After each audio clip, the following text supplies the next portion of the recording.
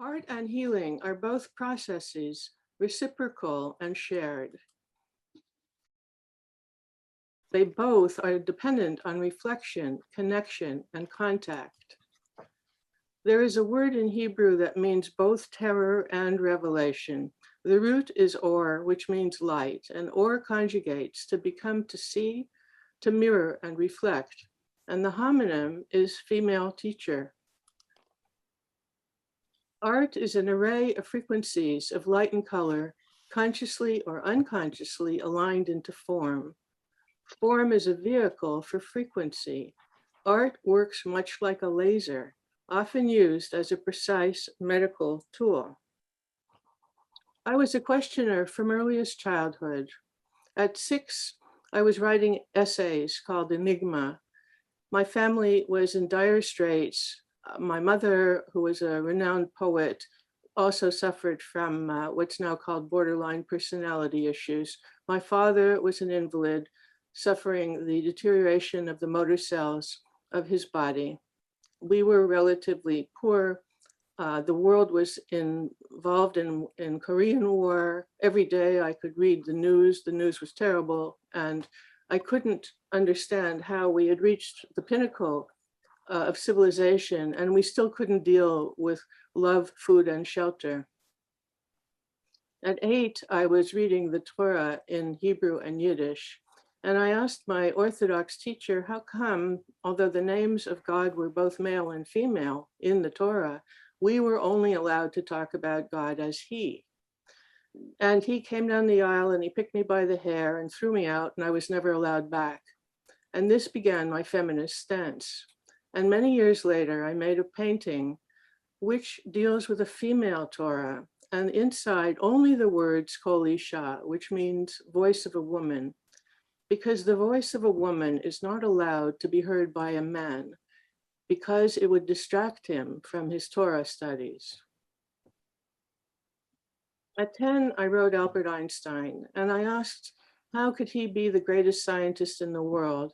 And as I had read, believed in the God of the Old Testament, who created such terror and misery and hunger and war. And he wrote me back within 2 weeks, and the key line was, try to form your opinions always according to your own judgment. This line remained for me the guide of my life and still is. I just want to check with you. Are you seeing images? Yes, everything's good. Okay, good. Thank you. 27 years later, by the way, I was invited to Princeton to give my talk on the origin of alphabet, and I was taken to Einstein's house and the desk upon which he had written me that letter so long ago. I can only give you an idea of what a circle it was for me. From early childhood, nature was my refuge. And while the other kids were playing kickball and talking about the latest in felt poodle skirts, I was in the forest in a very secret lake studying the great books that I had brought with me. The thinkers, the writers, the female pioneers, they became my teachers at a very early age. In Jewish Montreal, where I grew up, the concept of Oriental pretty much was relegated to Chinese food. I knew no Gentiles, and it wasn't until I was 14 in New York that I finally saw people of color and ethnicities, and I knew this was where I wanted to be.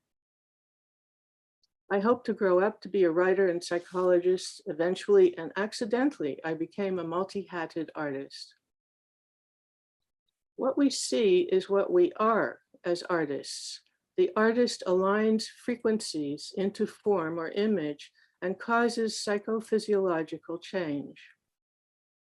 The artist is a medium between spiritual and material worlds who uses a medium to layer veils of light and shadow to produce illusions. Scientists gather changing information from material and intellectual worlds to explain the presence of substance by measuring illusions.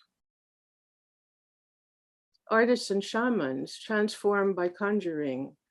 The artist transfigures the medium into form in order to alter states of mind and body of both the artist and the viewer.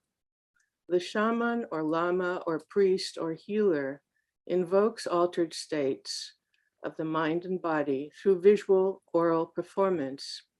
Ritual is key to all and may be either private or public.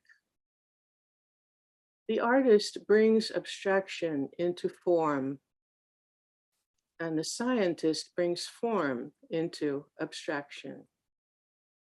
We are complementary to each other.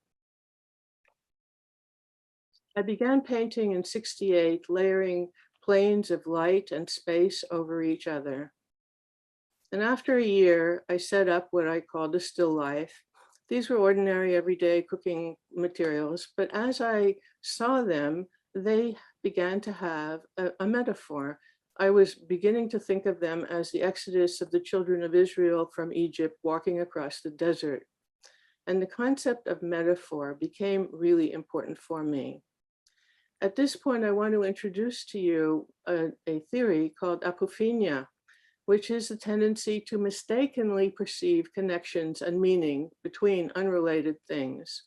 This was generated by a psychiatrist in the middle of the 50s, saying that this is the beginning stages of schizophrenia.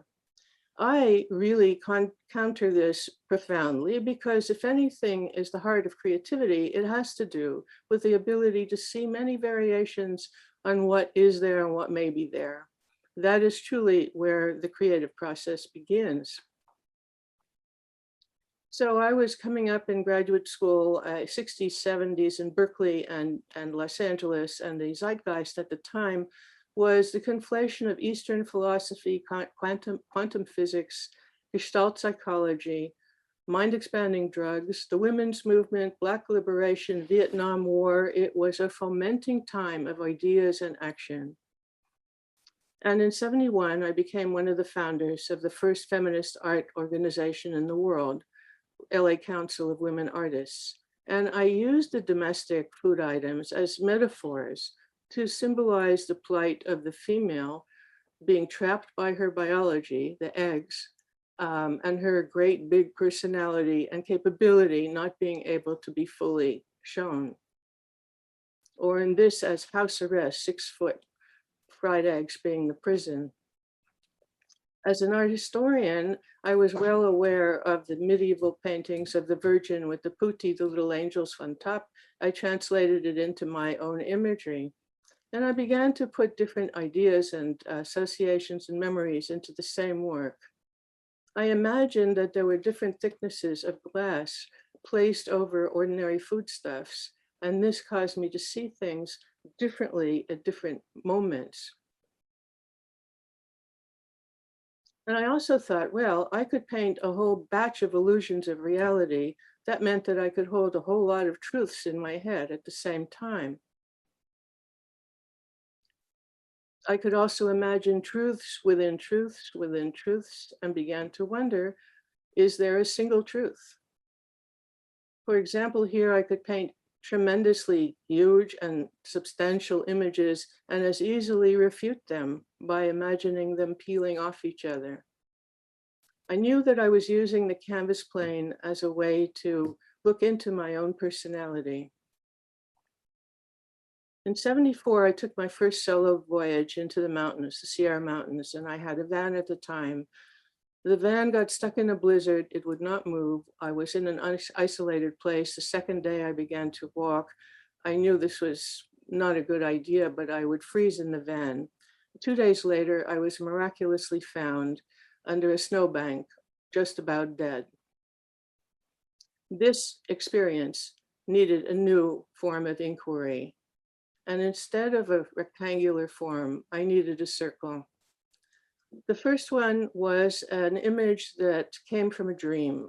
I thought of myself as standing in front of a wash basin in Fresno, where I never was, and pulling a tapeworm out of the left thumb palm. This was both fascinating and disgusting. And I didn't want to continue doing this. And the door opened and the cleaning person walked in and I asked her if she could help me with this task. And she said, oh no, this is something you must do on your own. So I knew I had more exploration to do. The tapeworm became the serpent. This is the only animal that can be underground, on the ground, in the air, and in water, and is traditionally and hermeneutically the searching animal. I understood the complexity of relationships as all of these ribbons got caught in each other, entangled, and only occasionally a little area of respite. But as the ribbons became free, I imagined that there's more yet for me to discover. And so I started another series looking at myself as an orange egg with my name in Hebrew defined by my attachments. And I looked into my head, my brain, and using the first letters of the Hebrew words for air, fire, and water, I wove them together to find my place as Earth in this complex universe. And these 3 white spheres appeared mysteriously. And I looked into my brain with my right eye and began to think I could see my names inscribed in pomegranate seeds in Hebrew. And I looked deeper into the core and looked at DNA, and I understood that anywhere there was vitality, there had to be a relationship of at least 2. And that a third, a witness, had to be there to perceive this duality. When I painted reflections of events in time, I understood that anywhere there was a crossing of DNA was the Hebrew letter Aleph, which is the source, the origin, the beginning of all things, much like DNA. Excuse me. I found a wedding between mysticism and science. Yeah. I began to see through tissue and through marrow. And in 1980, I became paralyzed on my left side. And I had 2 canvases built in my size. They were 5.5 feet tall, and I had myself penciled in facing forward. And I worked within my body for about a year and found that the entanglement ultimately disappeared and I was well. And the second of these 2 canvases, I painted over a full-length self-portrait, the regeneration of the spirit. I learned to trust intuition as it is found and expressed in body-related imagery. The image seemed to go underwater, and even underwater, it seemed to be creating images that entranced me, like the word for woman that has the words for man, woman, God, and life in it. And soon it became evident that I was to step out of the watery underwater place where I'd found myself in my imagination and step directly into a pond, an actual pond in Southern California, where I spent 3 years with that pond, painting it in different times of day and night, different seasons, and really understanding that here too was another source. I was very fascinated by the breaking of the reeds at the opposite side of the pond. And it seemed to me that there was a sort of a scriptural message that was being written for me. Some kind of alphabet was being shown to me. But the longer I spent at the pond, the more I became interested in the reflection rather than that which was reflected. Again, I became intrigued with the nature of reality. Was it the stick or the reflection or the floating leaves? I could see heaven and earth deep in the pond, and the surface was only reified by the floating leaves, much like human behavior reifies the relationship between humans. I began to look at the land with the same kind of scrutiny as I had looked at the pond, and high in the mountains of Banff, I took the fork in the road, and the hand of nature took me by the hand and led me to various isolated incidents in light. Like this isolated shoot, a green shoot in the middle of a dark place in a forest, much like we humans will find a moment of respite even in our darkest times. Or being naked as this tree was stripped of bark by an elk. Sexual attraction, birth, heartbreak, grief, contact, aging together, allegory of marriage. In the wind, they bend as one. Dignity, the spirit in the tree, and learning to fly in the forest. Was this apophenia or creativity? I knew that form evokes feeling. Feeling conjures metaphor, and metaphor demands expression. I began to photograph areas of land which had the same kind of forms that I had seen at the pond. And I began to find these patterns everywhere in the world. Even symbols like the tree of life and that which denotes affection. Human, gender, animals, and that which is seen as supernatural.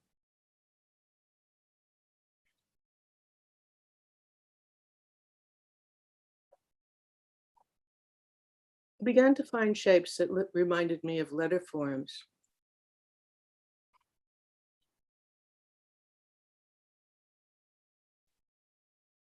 And pictograms, like roof over person, the letter A. I began to walk around with this chart of ancient alphabets, and this was the earliest of all alphabets, variously called Old Hebrew, Ancient Semitic, Old Phoenician. And the shapes that I was photographing were in the leftmost column, which are now being seen as 3,500 years ago and as far back as 15,000 years ago. There recently was a PBS special on the origin of alphabet that now pushed the date way back. And I was photographing these forms, and I noticed that they kept reappearing in different forms in the various permutations.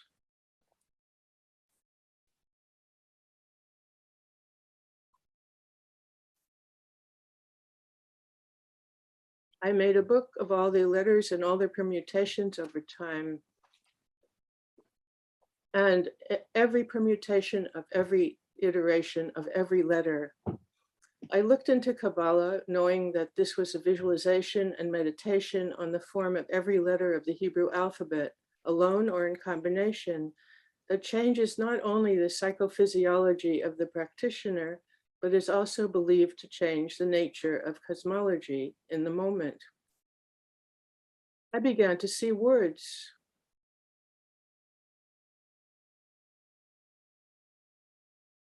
Even the word for letter, high in the Rocky Mountains of Banff, made of the first letter of the Hebrew alphabet, Aleph, and the last, Taf, roots on the ground in front of me. You can imagine how excited that made me. And I was entranced by the fact that the last form of the first letter, Aleph, is the same as the first form of the last letter, Taf. Is this not the cyclic repetition of DNA as photographed by Franklin in 1952?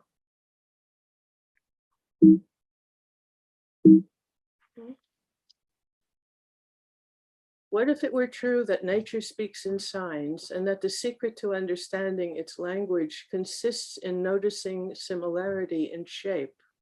Look at the form, Narby wrote. And I was perplexed. Why was it that all alphabets universally were based on the same 5 forms that I was finding?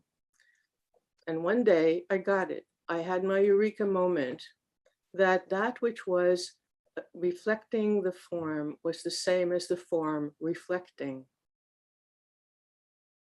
As our ancestors ubiquitously searched for food or foe, certain forms leaped out at them, those reflecting the hardwired neurons and neural processes of perception and cognition. Reciprocal relationship between observer and observed, perceiver and perceived. Each is changed by the other. By 1981, I had collected enough information and images worldwide that I came up with this idea, which I called cosmography, the writing of the universe. And I was invited to present it for the first time at a conference of 100 scientists. And my idea was accepted by the scientists, much to my gratitude and amazement. And then I was invited worldwide to present my idea, and I traveled with 4 slide projectors, and it was terribly cumbersome. And so eventually I made a movie following the discovery process. And then a couple of years ago, I released a second movie that had been requested of me to make for kids of all ages, extrapolating the idea. And I went to 25 different countries and cultures and looked at their alphabets and saw how these 5 forms were present in their landscape as well. So universally, this was the accepted 5 forms. Recognition of and by familiar form is a reflective process, life affirming. I began to ask, do we see because of how we think, or do we think because of how we see? We universally recognize external forms in the same way because they reflect our hardwired perceptual apparatus, but we give meaning to form in cultural context. I spent 86 and 87 in 15 Asian countries. My childhood idea of Oriental was demystified, and I was indulged in alphabets and languages, cultures and medicine and shamanism. The medication of the West became the meditation of the East. I learned that belief systems are random, contextual, and convenient, and joy is culturally determined, while grief is experienced universally in the same way. Joy is culturally determined, such as one culture wants many husbands, another wants many wives, one wants sons, another wants daughters. Sexual preference is up for grabs depending on the culture, and God's changed every 5 kilometers. But grief is experienced universally by loss of contact, rejection, and abandonment. While cultures vary widely, we are fundamentally more alike than we are different. In the East, secular is sacred. Positive, conscious, interactive seeing brings you form that changes psychophysiology. In the West, the power of imagery is only understood as pornography. In the East, sex is the marriage of wisdom and compassion.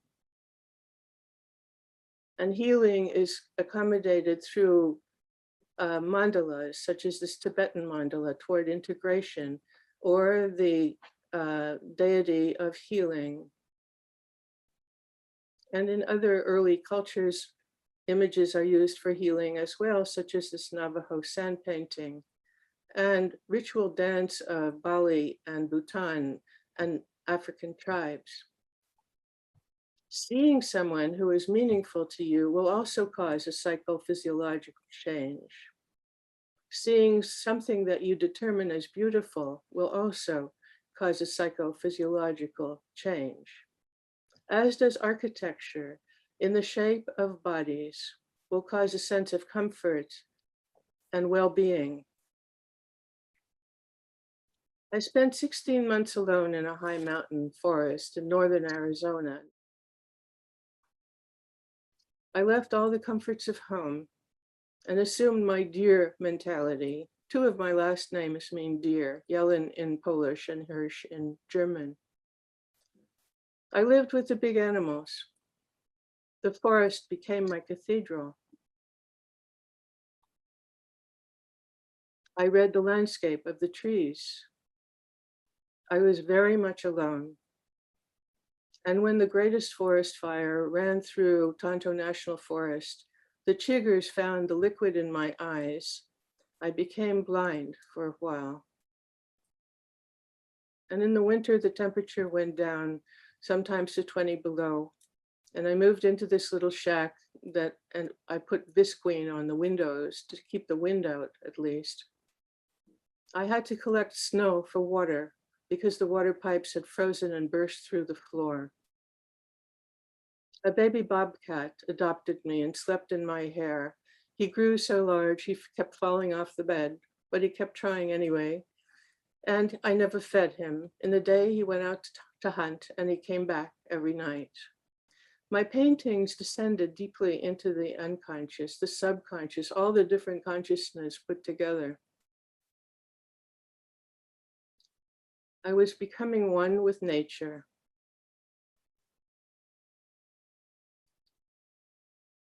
In the winter, I walked with bears. I learned from the herding animals that we too are herding animals, as it's only within our herd that we can be heard. After 9 or 10 months, I felt that I was tabula rasa, that I was a shadow of the reflection of the substance. I felt that I could die. I had reached my goal. And I dreamed that I was flying over myself as I lay on the bed waiting to die. And the man who had miraculously found me when I had frozen nearly to death that many years ago appeared in my dream, and he said to me, "You must get through this one in the snow too, Gila." I woke up and all of the hardship of living disappeared. Life was a gift. I clearly had greater intention to live than to die. A month later, I received an invitation from the Dalai Lama in India to come to the first ever teaching, tantric teaching of any Dalai Lama, of compassion. And I left my snow-covered mountain and went to the other snow-covered mountain and sat with 300 monks in the cold as the Dalai Lama instructed us in this tantric teaching of bodhicitta. We were instructed to visualize two types of white spheres. The main white sphere started at the top of the crown chakra, and we visualized it coming down the right side of the body and nourishing all systems and organs and coming back up to the top and out toward to all sentient beings.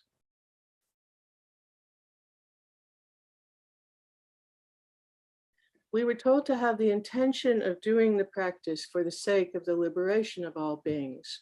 And the tantric mystic physiology of the subtle body is directly related to the somatic physiology of regular medicine. The visualization practice nourishes the body, speech, and mind. When you feel better, you are kinder and feel greater compassion to others. You become other-directed, right action. I knew that form, perspective, thought, belief, behavior change psychophysiology. I was reminded again that form evokes feeling and feeling conjures metaphor, and metaphor demands expression. Visualization plus meditation became medication. The T and C between them were the tender care. I had already determined that recognition is proprioceptive, hardwired into physiological systems. Therefore, the paradigmatic model of contact and communication must lie submerged in our deeper recesses. If contact and communication is the glue between both animals and humans, valence attracts and stabilizes chemical combinations, and gravity tethers planets and galaxies. I believe there must be a profoundly embedded paradigmatic reflective model that allows us to perceive positively affective forms. I began to study cell behavior, a discernible unit of life that tends to live in groups, as do animals and humans. Cells whisper together through cell membranes that vibrate in the electromagnetic field called the soliton. But calcium is necessary for the cells to keep whispering. I show you here cells, the soliton, the presence of calcium, and the cells getting together and having a party. But if no calcium is present, they cannot cross the barrier. They begin to clone themselves. which is what we call cancer. Many systems in our body also have reciprocal relationships, like this sympathetic and parasympathetic system. When they're working well, they spoon each other, or they are combined with each other like DNA. In psychology and psychiatry, we also have this. In isolation, we may develop psychopathology. We may mirror ourselves and become narcissists, or physically isolated and talk to ourselves, or create multiple personalities when we're emotionally isolated. Much like our hardwired physiological systems, our search from birth is for a resonating, symmetrical reflection, not a clone. All requires reflection in order to live. From infancy, we model behavior with mirror neurons, with reflection, connection, and contact. We are looking for exactly similar, but not identical. We look for congruency, much like two hands clasped, but not held up in front of each other. We look for harmonious difference to incite healthy growth. The well-intentioned stimulation animates emotional and creative life.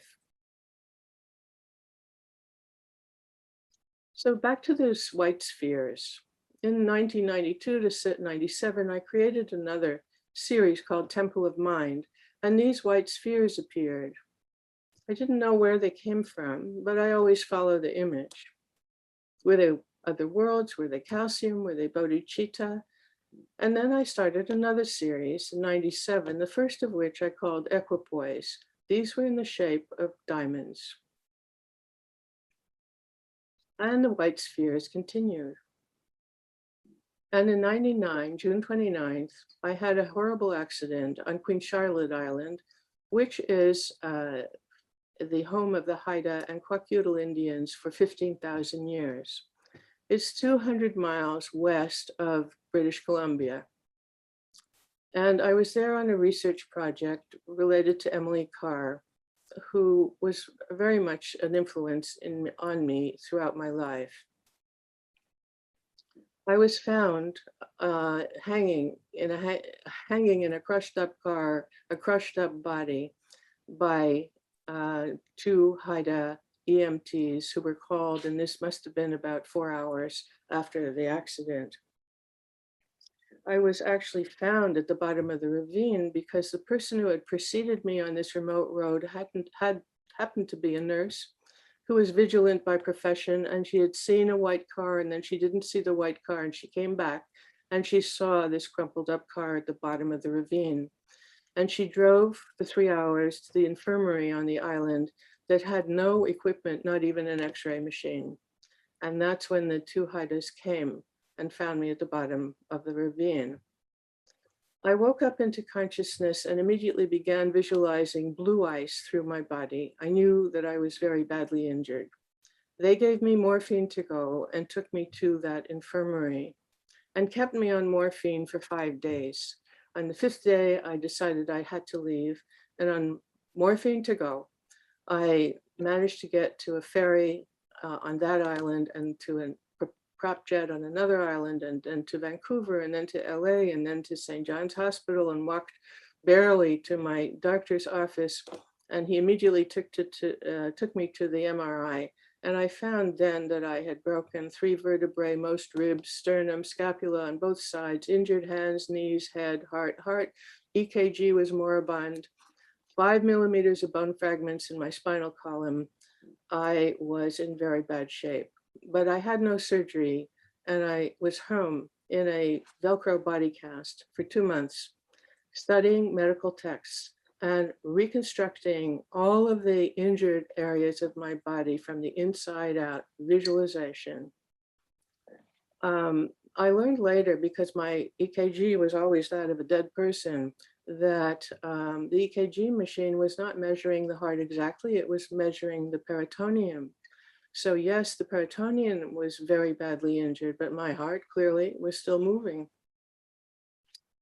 After 2 months, I began to paint. I was able to walk up to my studio, and I had very large, 7-foot tall diamond canvases made. And I started to reconstruct my body from the inside out. I worked with the spinal column and with the cells and with the ribs and with the spirit.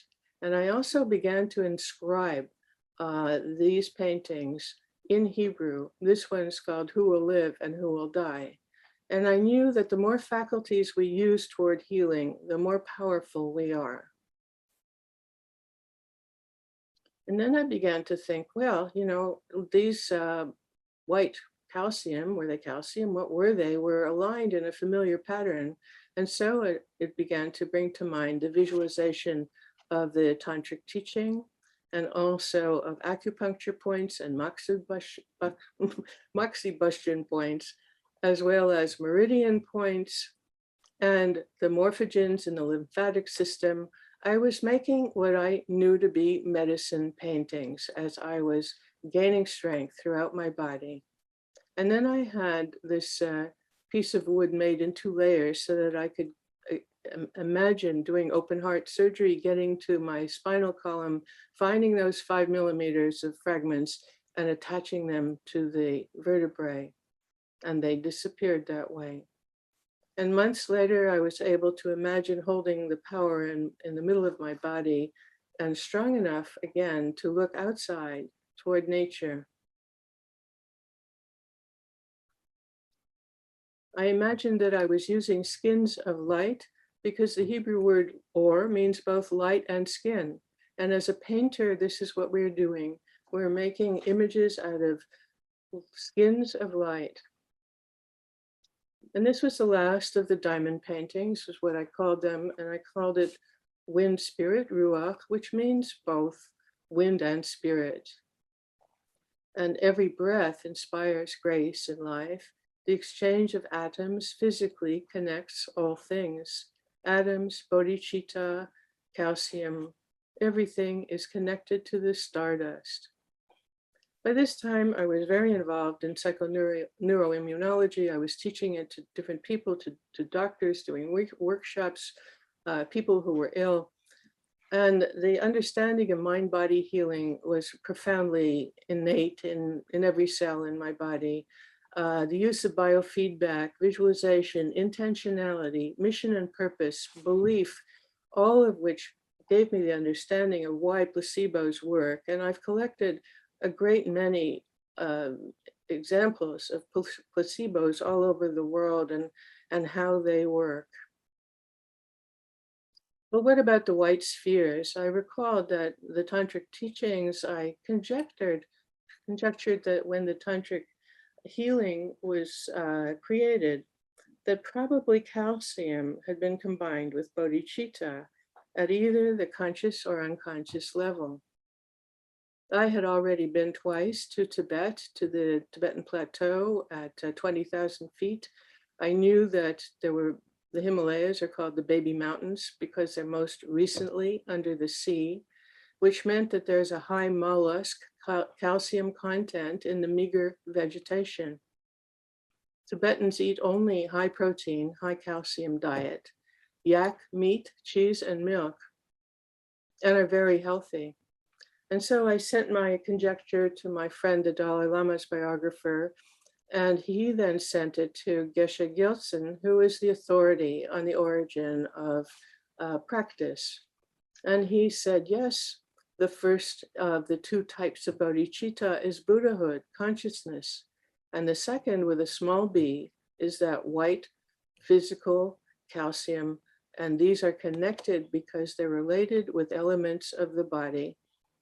And between the 2, they make it possible for the practitioner to go toward great enlightenment in order to benefit all sentient beings.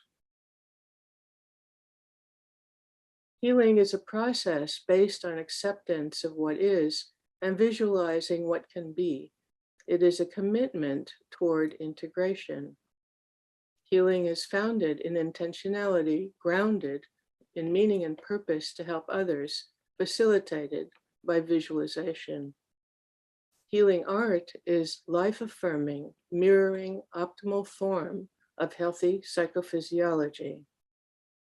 Many hospitals here are using positive visualization before, during, and post-op as data reveals greater rate and quality of healing. I always remind my students that the first 4 letters of the word paint spells pain, and that we have responsibility as artists to create art that heals.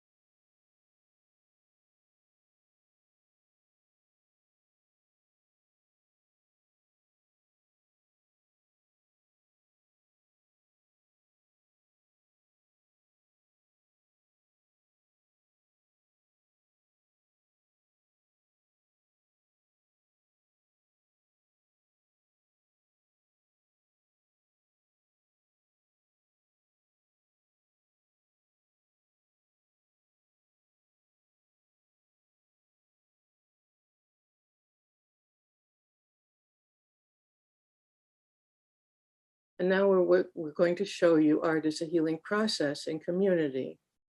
I was invited to come to meet the kids of the Sunshine Foundation, and the kids are picked up in their homes, which are usually in very poor situations, and brought somewhere that's really nice, and people are invited to come and sign autographs and talk to them.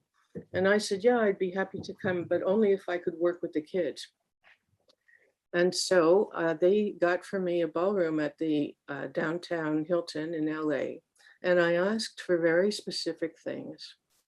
They had to bring a medical skeleton, had to provide medical texts, art supplies, 6-foot paper for every person. I told the kids my story of healing, showed images, and I asked them to stand behind the skeleton, manipulate it, identify their own skeleton in their own body. And every kid was penciled onto paper facing forward, life size. And we sat around and we looked at the textbooks, and they identified, named the cancer, their own cancer, and found the healthy body in the textbook. And were told to imagine it in their own bodies. The kids were then penciled in facing front. They knew the name of the cancer, but they didn't know the location of the cancer prior to seeing the textbooks. They are kept ignorant. The kids are rewarded for being terminally ill. They get to be picked up in limos. They're taken to Disneyland. They meet the president in Washington. They meet famous people. They have no reason to want to get well. Every child was accompanied by a nurse or a therapist. And using the medical texts, every child identified where the cancer was and how the healthy version looked. And here you have kids looking at medical texts, the ones that doctors refer to. They were asked to recreate their bodies with healthy organs.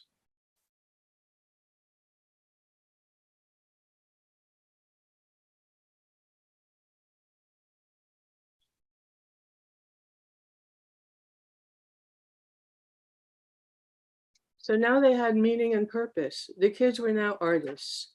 Artworks were framed and exhibited in a Hollywood gallery. The gala opening celebrated the artists. The works were bought by collectors. I got calls in weeks following this event from therapists and doctors. They were in remission, drug reduction, strong desire to live. They were proactive in their approach to their own healing. They wanted to know their bodies, become allies with their bodies, rather than fighting, blaming their bodies as traitors, helpless in the face of a dire diagnosis. Their energy was no longer battling cancer, but transforming it. They could become the doctor, the artist, the hockey player, the actor, the scientist, the president. And I did a similar workshop in Nairobi at the Aga Khan Hospital in Kenya. There was no skeleton and there were no books, but I brought what I could with me, including a pop-up skeleton. And I brought about 5 to 10 books with me for quite a lot of people to share. Again, they didn't know the name of their cancer. They were told the name of their cancer. We located it for every child, every person in the textbook that was shared. And we also located it for every person in regard to the skeleton. And again, they were charged with recreating their body with healthy organs. First, they penciled each other in on their 6-foot piece of paper, and you can see that art supplies were very limited in Nairobi, and yet they were incredibly enthusiastic. They felt empowered.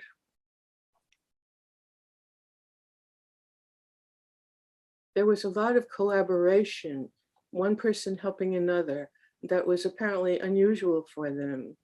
The nature of the textbooks that were there were barely illustrated, but every little illustration made a big dent in every person's ability to visualize correctly.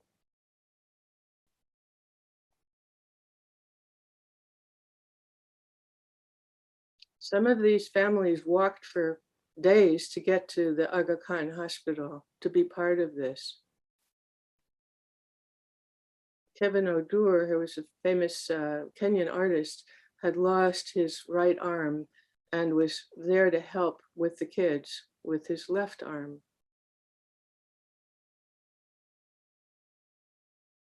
George Owiti was a biochemist in his late 30s, early 40s, and he had leukemia. And he was very much engaged in the process.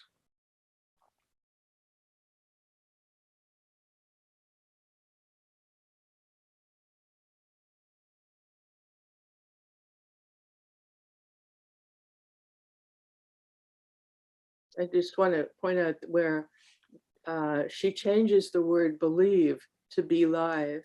So their attitudes were changed with a colorful mind.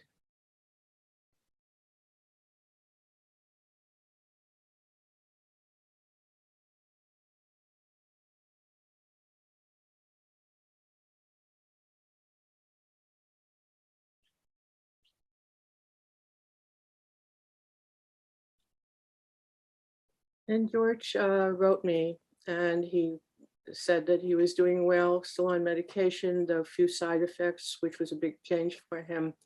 He was understanding how the medication worked as a biochemist.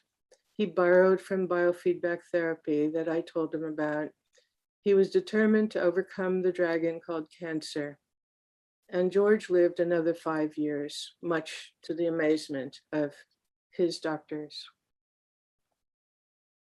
There were more than 30 adults and children, from toddlers to elderly, including staff, some of whom were cancer-free, who wanted to work. I added adornment, writing, and pasting icons around the portraits. What do you love in the world? Make that part of your drawing.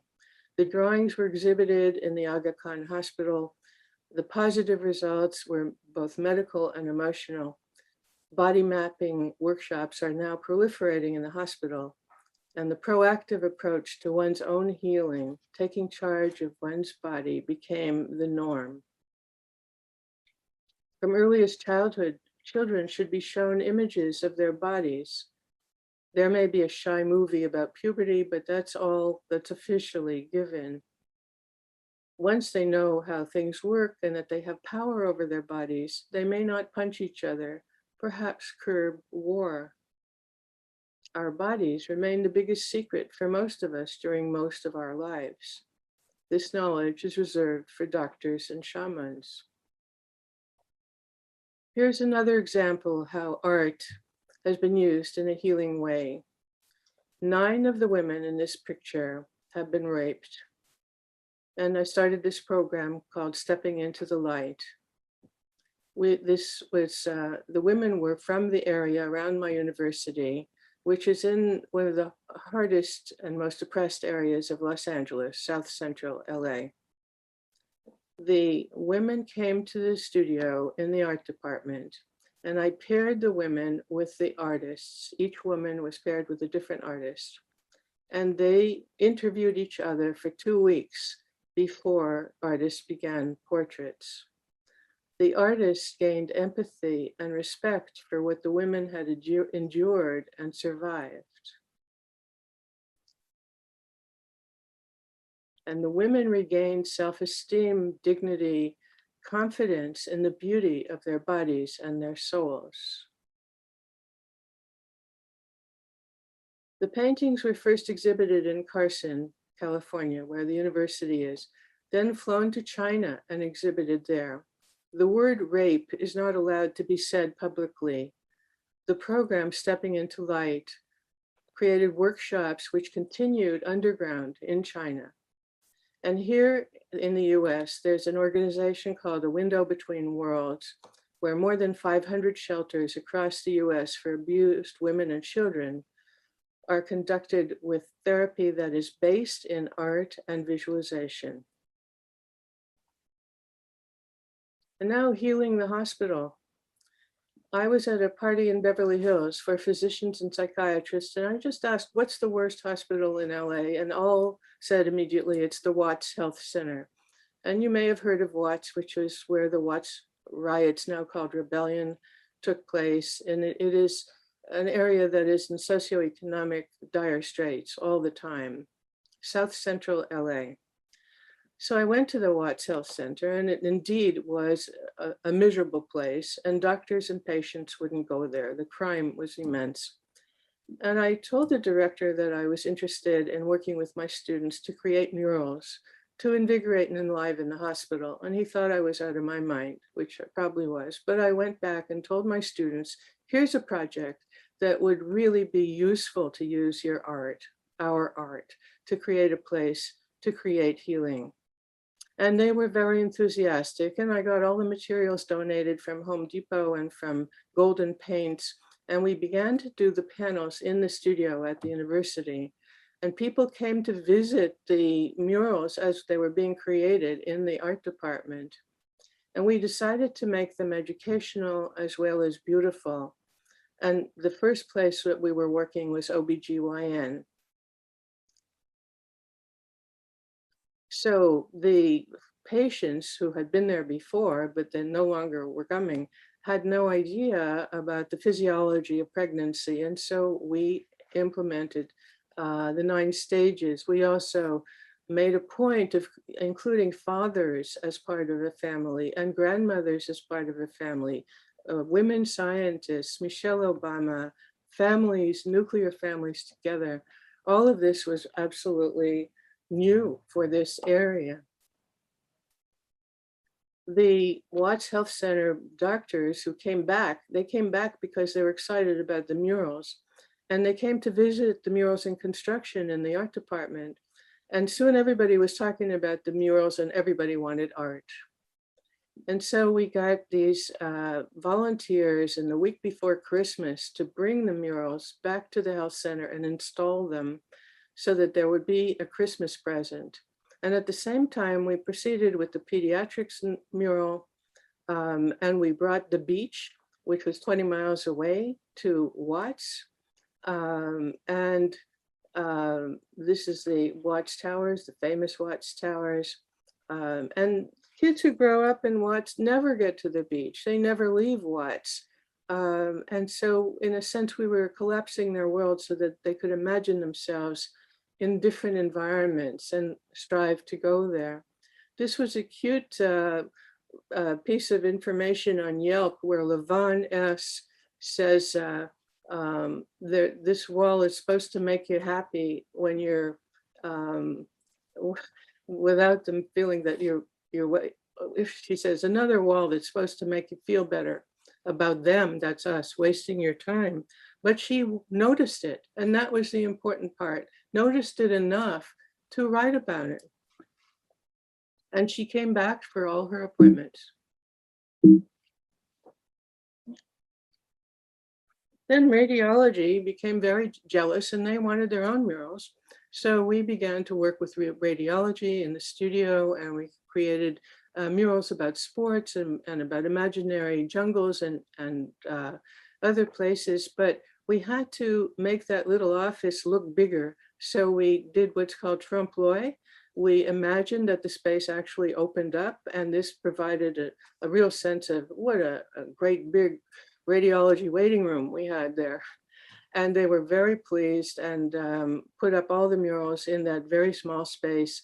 The doctors wanted to continue to work there. The patients wanted to be there, and they brought their kids who were excited about going to the hospital. Much higher rate of healing and community involvement, low crime, and these murals were named by President Obama one of the best of community projects in the US. So creativity and mental illness, here again, this continuum of metaphor, apophenia, schizophrenia. Is it a muse or is it a devil?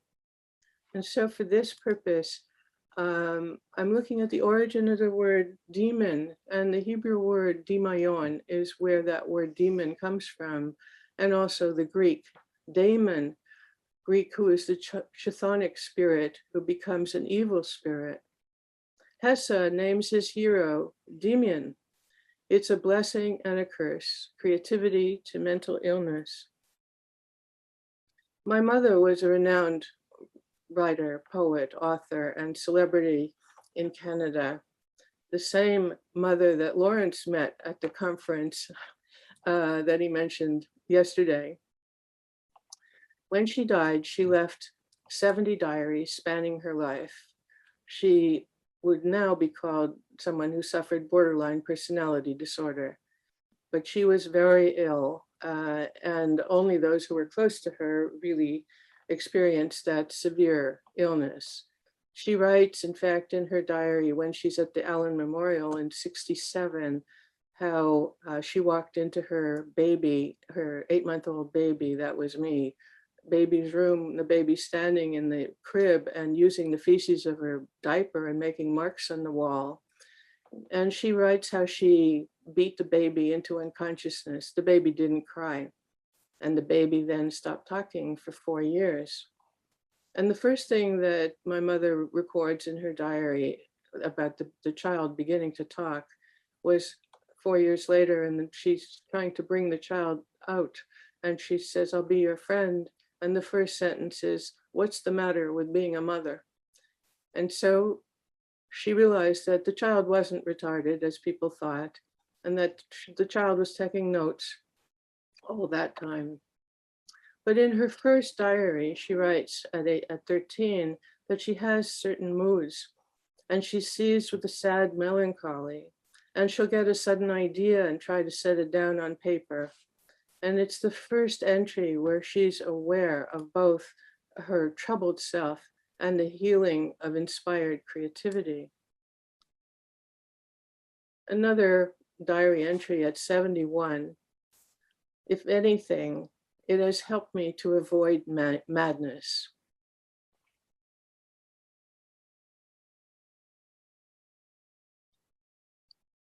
I believe that divinity is in humanity and spirituality is in behavior. And wisdom is understanding the consequences of our behavior. And with each breath, we're given a choice whether to stay here for a while longer and help do something creative and helpful for the woes and tribulations of our world. We looking for the grail, that elusive wisdom that has plagued humanity and caused us to search from the beginning, yet it is always elusive, almost understandable, comprehensible, but not quite. We're looking for clarity. We build these edifices in order to house the knowledge of the past. We examine everything with microscopes and telescopes, looking for answers. We wait for divine inspiration. And even in the most sacred of books, the Zohar, we find that there is this duality. The word Zohar, which is the main book of Kabbalah, the 3 letters spell the word Zohar, meaning splendor, but the same 3 letters also spell the word Zahir, meaning be careful, pay attention. All knowledge is double-edged. We imagine parallel universes. We imagine multiple universes. We think perhaps in another universe where the answers will be more visible. Or we imagine multiple dimensions or interspecies communication. But we really know in our hearts that we are riding bareback on each other's souls, and that it is in our reflection that we really begin to understand each other.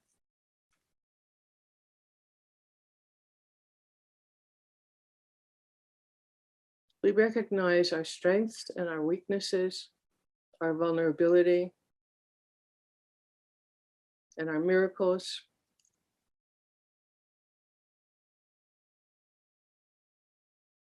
And that even in our ancient ancestors, we see ourselves depicted in old caves. And as we face time, we know that we become the archaeology of the future. And we will still be looking for healing and knowledge in light. Thank you.